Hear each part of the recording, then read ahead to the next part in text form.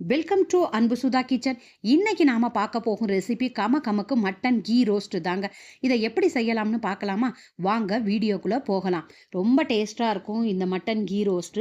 அதுக்கு நான் 1/2 kilo mutton எடுத்திருக்கேங்க. கொஞ்சம் போனோட சேர்த்தே எடுத்திருக்கேன். மட்டனை குக்கரில் வேக விடணுங்க. அதுக்கு ஒரு குக்கர் எடுத்திருக்கேன். அது நல்லா காஞ்சதுக்கு அப்புறம் 1 டீஸ்பூனு நெய் விடணும். நெய் நல்லா உருகுனதுக்கு அப்புறம் 1/2 கிலோ எடுத்து வச்சிருந்த கழுவி சுத்தம் பண்ணி வச்சிருக்கக்கூடிய மட்டனையும் சேர்த்து இது கூட 1 டீஸ்பூன் இஞ்சி பூண்டு விழுது, கொஞ்சம் மஞ்சத்தூள், தேவையான அளவு உப்பும் சேர்த்து நல்லா வதக்கணுங்க. அந்த பச்சை வாசனை போகிறதுக்காக நம்ம வதக்கி தண்ணி ஊற்றி வேக விடுறதுக்காக வதக்கிக்கணும். கொஞ்சமாக நீங்கள் தண்ணி விட்டால் போதும், நிறையா தண்ணி விட்டுறாதீங்க. இப்போ நல்லா வேக வைக்கிறதுக்காக குக்கர் மூடியை போட்டு விசில் வச்சு ஒரு 5-6 விசில் வச்சா போதுங்க. நல்லா வெந்துடும். இப்போ நம்ம இதுக்கு பொடி தயார் பண்ணணும். அதுக்கு நான் ஒரு கடாயில் நல்லா காய வச்சிருக்கேன். அது கூட பட்டை, கிராம்பு, ஏலக்காய், மல்லி விதை, மிளகு, சீரகம், சோம்பு, அன்னாசிப்பூ, ஜாவத்திரி, வரமிளகாய் 4, இஞ்சி பூண்டு எல்லாத்தையும் நல்லா வதக்கிக்கணுங்க.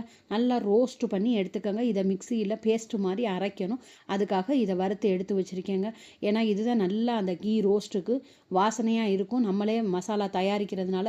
இப்போ நல்லா ஆறுனதுக்கப்புறம் மிக்சி ஜாருக்கு மாற்றிக்கணும். நல்லா பேஸ்ட்டாக அரைச்சிக்கணும். இது கூட கொஞ்சம் சின்ன வெங்காயத்தையும் சேர்த்துக்கணுங்க. அதனால் நம்ம தனியாக வெங்காயம் போடுறதில்ல, இதிலையே போட்டு அரைச்சிக்கிறதுனால கொஞ்சமாக சின்ன வெங்காயம் சேர்த்துக்கிட்டா டேஸ்ட்டு நல்லாயிருக்கும். அதையும் சேர்த்து நல்லா பேஸ்ட்டு போல் அரைச்சி தனியாக எடுத்து வச்சுக்கணும். இப்போ குக்கர் மூடியை திறந்து பார்த்தோம்னா நல்லா வெந்திருக்கும்.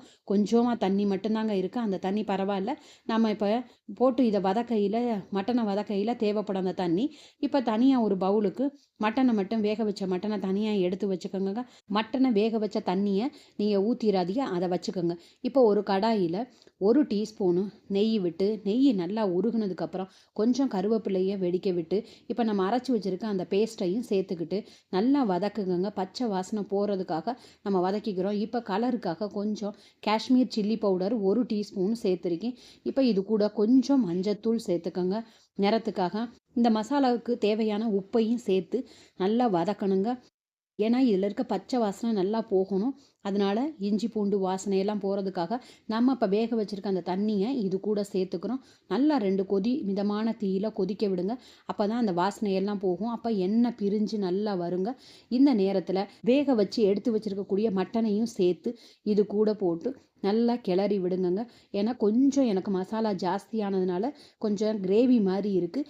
நல்லா ஒரு 5 நிமிஷம் மிதமான தீயில் நம்ம வேக விடையில் அந்த கிரேவி எல்லாம் வற்றி நல்லா கெட்டியாக வந்துருங்க.